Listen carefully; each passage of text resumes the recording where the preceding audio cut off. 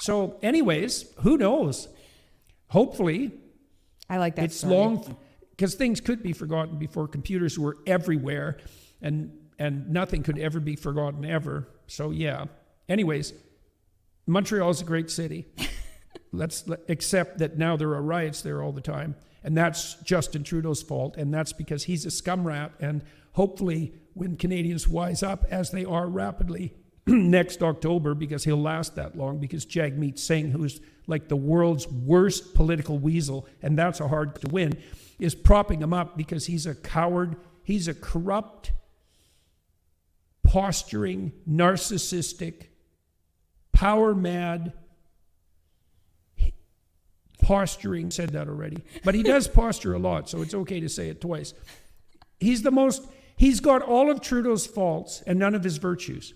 And given that Trudeau is like 85% fault and 15% virtue, if that, then Justin Singh is quite the catastrophic monster. To think of him as a leader of the working class is something so preposterous that it could only occur in today's political situation. Anyways, Pierre Poilievre, who's one of the new in Canada, with a spine like Danielle Smith, who's giving Trudeau hell, and justly so, Pierre Poilievre and his Conservatives are going to demolish the Liberals. They might not even exist as a political party. They're right now in third place after the NDP. Are they really? Yeah. And they could fall fourth. With any luck, there'll be no Liberals left. And I hope that I've had something to do with that, because they richly deserve it. They richly deserve it. I mean, Guilbeault, who's Trudeau's Minister of Energy, he's basically declared war on Alberta, which has the third largest fossil fuel reserves in the world and could provide all of North America with stable energy forever. Stable, clean, dictator-free energy forever.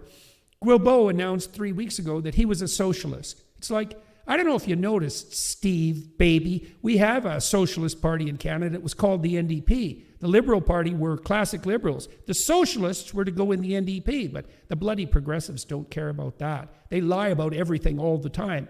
And if they have to infiltrate Canada's centrist party and turn it radically left, so radically left that the NDP actually have no reason to even exist, they don't give a damn. And then you have the specter of Singh cozying up to the Liberals, constantly supporting them, even though he publicly proclaimed that he wouldn't, or that he'd stopped, only to guarantee his pension, which is exactly what's happening. So, yeah, he's despicable, and seriously despicable. And I can say that now without having to be afraid of being reported to the Canadian College of Psychologists by a dozen people, compared to the 30,000 complaints they got about their treatment of me, all of which supposed to investigate, and none of which I imagine they did. So perhaps I'm free to say that, given that it's true, like all the other things I said that I was complained about to the college. This is why I'm glad you're now living in Scottsdale and not in Toronto. No, it's no wonder. Do you know that Canadians are now poorer per capita with regard to GDP than people who live in Mississippi? Canada is poorer. The richest province in Canada is poorer than the poorest state in the United States. And that's happened since Trudeau, all of it. Canada was basically at parity a decade ago, and the Americans are basically 40% ahead. You know, and you can see why, because what happens is that as soon as you're successful anywhere in the world, if you have any sense, you move to the United States. Everything is way easier here, and you don't get hassled as much. I couldn't believe how much easier it was here when I moved. Everything.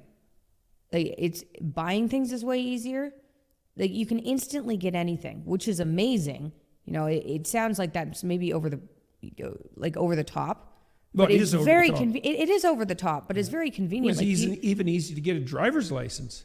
Oh, I know. Getting a driver's license is easy. Like, everything's easy. The amount of red tape in Canada compared to here, it's insane. You can't do anything. It's crazy. Yeah, well, and the Americans are going to be working real hard at getting rid of some extra red tape. So, yeah. And they'll probably manage it. That would be great. Well, we might as well cover. Oh, before we cover college, congratulations on hitting #1 on the New York Times bestseller. Yeah, thank you very much to the New York Times for posting my book as #1 on your list. I'm sure you were absolutely thrilled to announce the fact that a book that I wrote that concentrates on religious tradition is now the #1 best-selling book in the advice. What is the category? It was self-improvement and miscellaneous, I believe. Yeah, advice, self-improvement, miscellaneous, something like that. And is it a self-improvement book?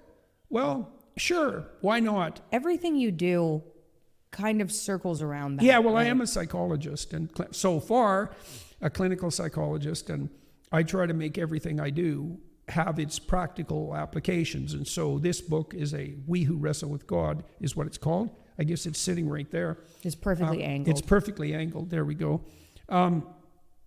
We see the world through a story.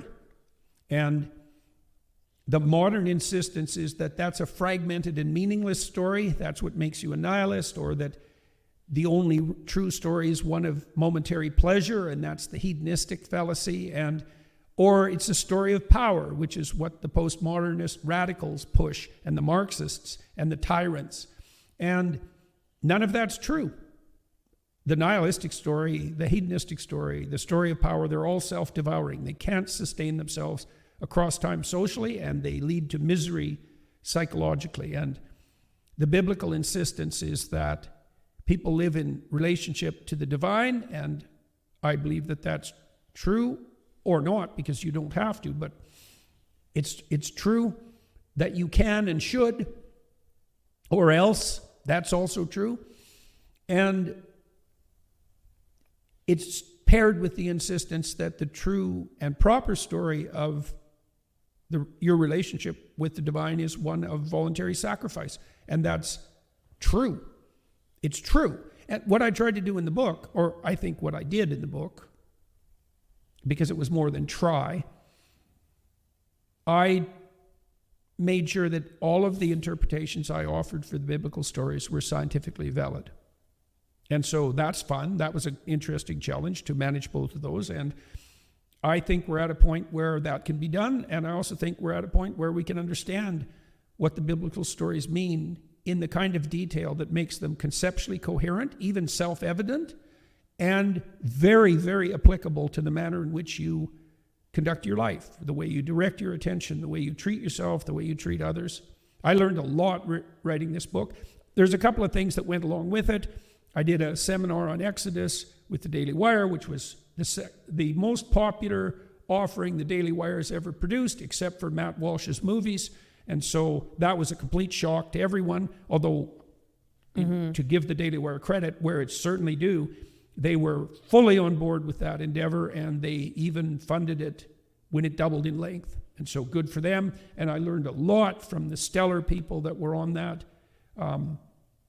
series, participated with me. And we just released the Gospel series on Daily Wire it'll be released December 1st. Same crew, couple of additions, couple of subtractions. We had to work with people's schedules.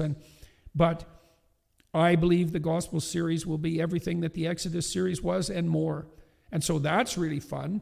I have another book planned in this series, which will deal with the story of Job and the Passion of Christ. And it's already written, 80% or thereabouts. And so I'll continue my analysis into the New Testament. Unbelievably interesting work. And I think, well, we'll see. The public reviews are already in. Once you get about 150 reviews on Amazon, the rating stabilizes. Most of the negative reviews are, and there are very few of them, by the way, are people who received damaged books. So that's a bit of a flaw in the review system. But people are responding to the book the same way they responded to 12 Rules. That they're interested in it conceptually and philosophically because it explains things, but they're also able to apply what I've written to their own lives. And hooray, that's a great deal. Yeah. I'm thrilled about it. And I'm very happy with the success of the book. And as I said, it's greatly comical that it hit #1 on the New York Times bestseller list. I think that's ridiculous. Yeah. It's preposterous and extremely, it's just about as funny as having Jay Bhattacharya run the National Health Service. Or Elon Musk cleaning up the American government. It's like, what the hell? Everything has turned into everything has turned into a right-wing comedy. I know. What the hell? It's really satisfying. It's so satisfying. Oh my gosh.